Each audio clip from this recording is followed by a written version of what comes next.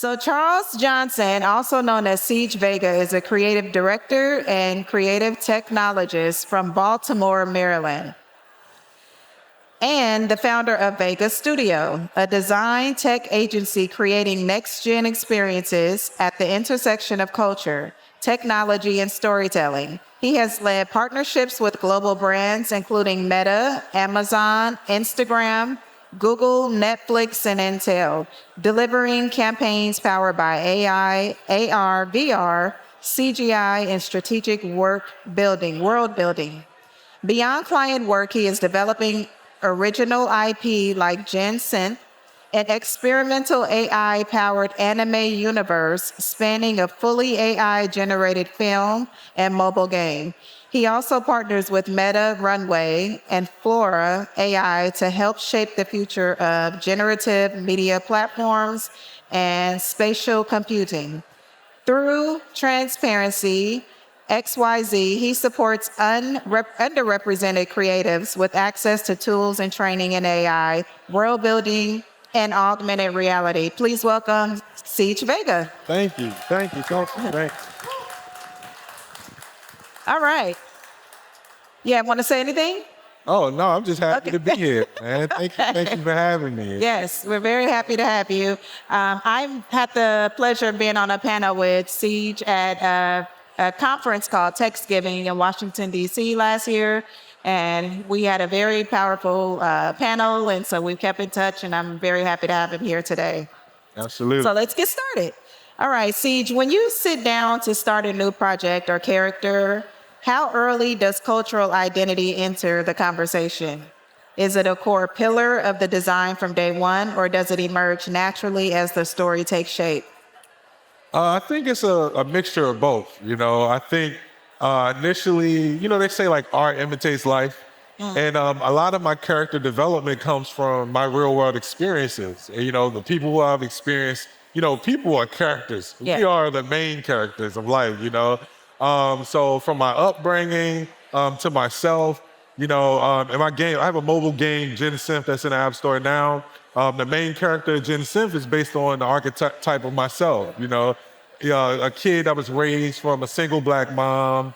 Father was a victim to, drugs in the 90s, not meeting his dad, but also, having an eclectic style and, being a little too hood for the nerds, but a little too nerdy for the hood.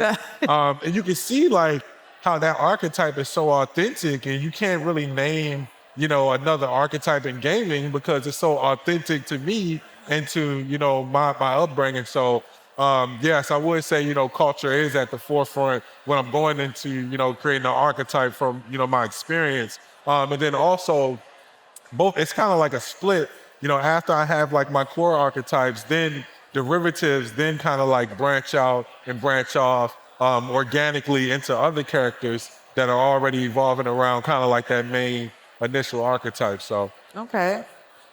Very. Can you hear me good? I'm sorry? Can you hear me well? Yeah, can you guys hear him? Okay. Cool. As a developer, you're constantly balancing archetypes and authenticity.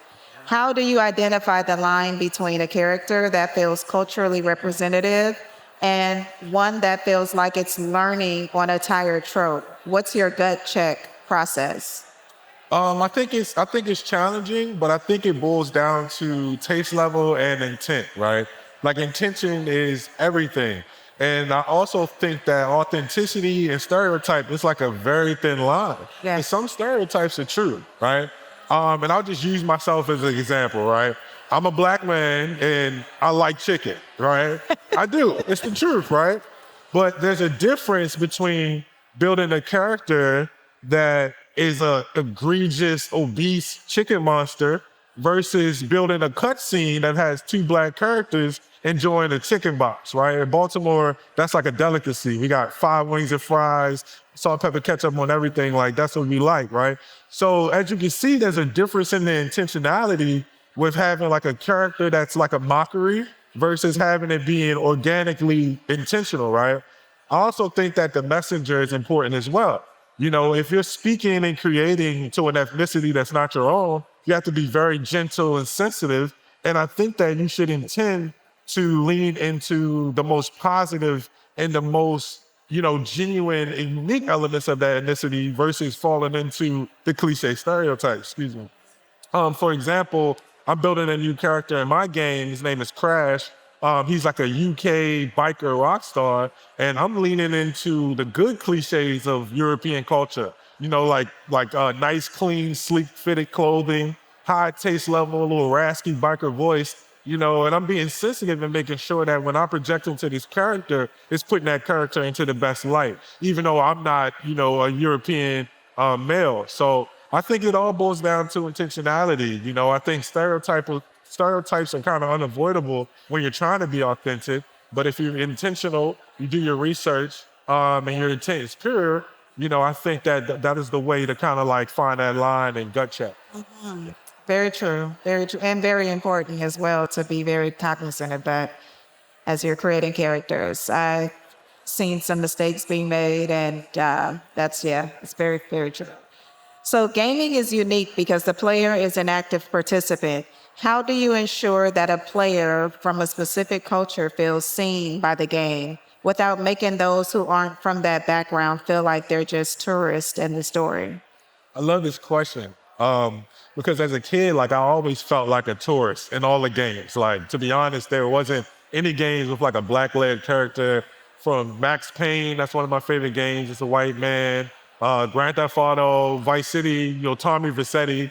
So as a kid, I would just immerse myself into that character. I'm Tommy Vercetti now, and I'm in Miami. I'm, Scarface vibes. And then when Grand Theft Auto San Andreas came out, and that was the first black-led character, and it happened in the name Ceej. So I'm like, oh, this is for me. And it changed my life. So that goes to show you how impactful inclusivity can be, right? So I think the big game changer for me, well, I think for gaming in general, was when Grand Theft Auto decided to create multiple archetypes. So you can play as Franklin as a black character. You can play as, two other characters who, are white. And you had the option to play between those different storylines. And then to take it to another level, when Grand Theft Auto Online came out, now customization came into play. And that expanded their game slate for 13 years. Like, people are still playing Grand Theft Auto Online right now. And I think a major part is obviously the integration of new mini games, but being able to customize your own character, have your likeness and taste, it just makes it so much better. So, for my game and my experience, I started with a black character. I feel like, there's not many black lead characters. So if I had the choice, I was gonna, create a black lead character. But as you can see, like, I'm building a slate of characters where I'm introducing the UK, who's an Englishman, etc. And eventually I want to scale to where we have customization, because I think that is key. For sure. So I think it's good to have a diverse slate of like your initial characters, but I think customization is like the future for sure. Okay. We often talk about the final product, but the team behind the screen matters just as much. In your experience, what is the one thing a studio can do just beyond hiring to create an internal environment where diverse stories are actually allowed to thrive and reach the finish line? I think it's challenging, right? I think, like you said, outside of hiring is such a challenge because most hiring happens inside out. Yeah. So it's a very like vicious cycle where, the corporate is just dominated by the white male. And then they're hiring their friends, which just naturally is gonna be a white male, etc. So I think that's a challenge itself, is that hiring from inside out is just a thing, and that's what companies do. But I do think that a big change that can happen is just more black executive leadership. A lot of people, like decision makers, because it all comes top down. And in my corporate experience, it hasn't been much black leadership. I've seen it, but it's super minimal. So I think it's a challenge. I think, obviously, the best person should be the one to do the job. But I do think that putting, more diverse people in the decision making and the power decision making of the playmakers will make that change. Yeah. Okay. And that it's like a top-down situation. Yeah. Absolutely, it will have an effect. So, if there is one thing you want every developer in this room to think about differently when they go back to their desk on Monday, what would it be? If I had one thing, I would say to create for you. And I know we're talking about creating for others, and I think that's super important, but I think you shouldn't create for that child that's still inside you. I feel like that's where you're gonna get the most authenticity. And you have the ability to create what you wish existed. And it's gonna be super unique to what anybody else could create. And I think working from inside out, then you can work on serving others and being inclusive of what the needs of other people, and prioritize the needs of other people. So yeah, I would say literally, prioritize yourself first, and I think you'll get the most authentic output as possible. And then from there, start to expand and be inclusive of the needs of others.